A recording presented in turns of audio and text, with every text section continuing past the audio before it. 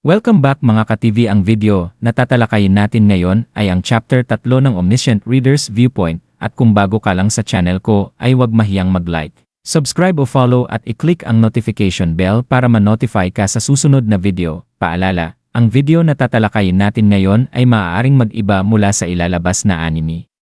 Hindi ko inaangkin ang mga drawing o anumang materyales na ipapakita. Ang layunin ko ay magpakita ng suporta at magbigay ng impormasyon tungkol dito. Ang lahat ng kredito ay nananatili sa mga orihinal na may-ari.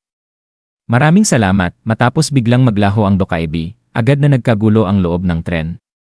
May ilang pasahero na nagmadaling lumabas sa mga pinto sa desperadong pagtatangkang makatakas. Habang ang iba naman ay nagpanik at sinubukang tumawag sa mga otoridad. Kabilang si Yosang-a sa huling grupo, nanginginig habang paulit-ulit na tumatawag sa pulis ngunit walang sumasagot. Nang makita ni Dokja na tila mawawalan na si Yosang-a ng kontrol, mariin niya itong pinakalma at tinanong kung nakapaglaro na ba ito ng survival game ng development team tungkol sa isang mundong nawasak. Bagamat litong-lito, pinakinggan siya ni Yosang-a habang diretsahan niyang sinabi na ang sitwasyon nila ngayon ay parang isang laro.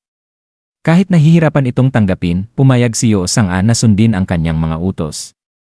Sinabihan niya itong manatiling nakapirme habang inaayos din niya ang sariling paghinga at pilit tinatanggap ang imposibleng realidad na nagaganap sa harap niya.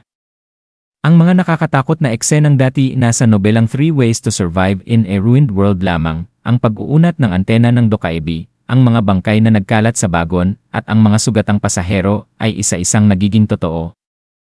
Tulad ng isang taong kinukwestiyon ang mismong realidad, maingat niyang inobserbahan ang lahat hanggang sa wala na siyang maikaila. Ang mundo ng nobela ay naging realidad.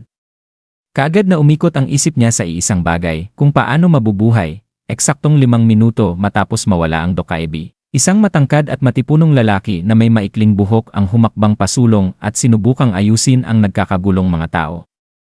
Sa matatag na tinig, inutusan niya ang lahat na kumalma at inanunsyong siya ang mangangasiwa sa sitwasyon upang maiwasan ang mas maraming casualty.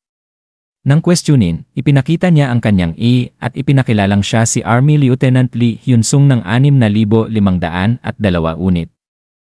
Sandaling nakahinga ang ilang pasahero sa ginhawa, ngunit agad din itong napalitan ng kaba.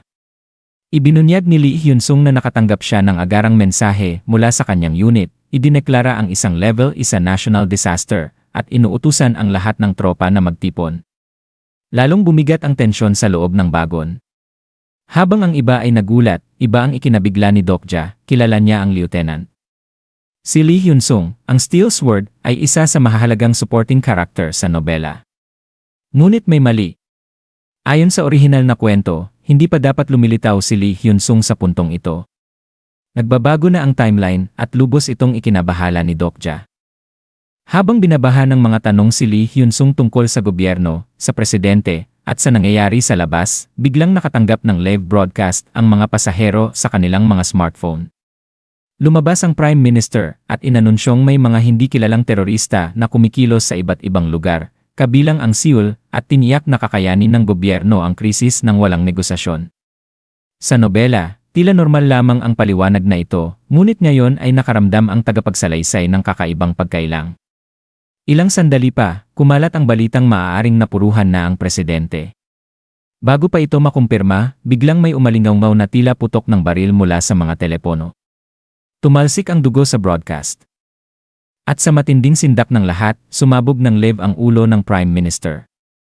Naging static ang screen bago muling lumitaw ang Dokaibi. Nakangising kinukutya ang mga pasahero sa pag-aakalang terorismo lamang ito. Sa nakakakilabot na kaswal na tono, inanunsyo ng Dokaibi na tataasan nito ang difficulty.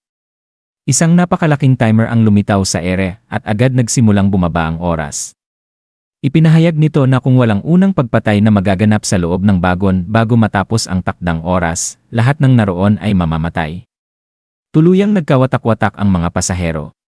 May sumigaw na biro lang ito, may nagmakaawa sa sundalo, at marami ang tuluyang nataranta. Kahit ang mga pagtatangkang pakalmahin sila ni Lee Hyun-sung ay unti-unting nabigo sa gitna ng lumalalang histerya. Mahigpit na kinapitan ni Yosang-a ang kwelyo ni Dokja, ngunit abala ang isip nito sa ibang bagay, ang mga hindi tugmang pangyayari sa nobela, at ang pagkawala ng isang taong dapat ay matagal nang lumitaw.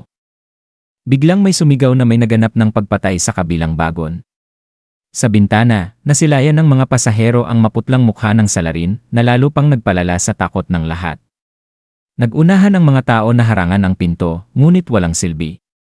Inanunsyo ng Dokkaebi na lahat ng akses sa pagitan ng mga bagon ay isinara hanggang matapos ang senaryo, at ang sinumang humawak sa pinto ay itinulak pabalik ng isang hindi nakikitang pader. Pagkatapos, bilang tinawag nitong special service, nagpakita ang Dokkaebi ng halimbawa ng kabiguan sa isang higanteng screen.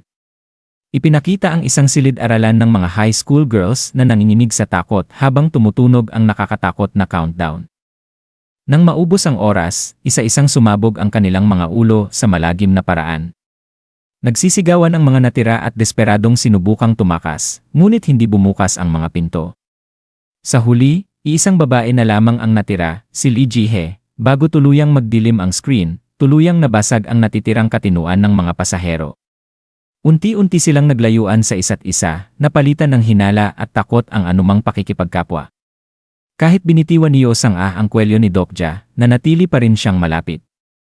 Samantala, mabilis na umiikot ang isip ni Dokja. Lumilihis na ang mga pangyayari sa orihinal na plot at may mahahalagang bagay na nawawala. Ang tanging paraan upang maintindihan ang sitwasyon at mabuhay ay mabasa muli ang nobela. Ngunit tila imposibleng makuha ito sa ngayon.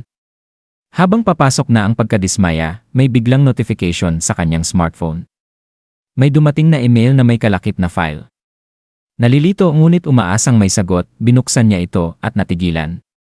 Ang ipinadalang attachment ng may akda ay may pamagat na 3 ways to survive in a ruined world.txt file, isang nakakatindig balahibong senyales na tuluyan ng naghalo ang laro, ang nobela, at ang realidad. At dito nagtatapos ang chapter 3 ng Omniscient Reader's Viewpoint. Nagustuhan niyo ba? Mag-comment naman sa baba at hanggang sa susunod na kabanata, paalam.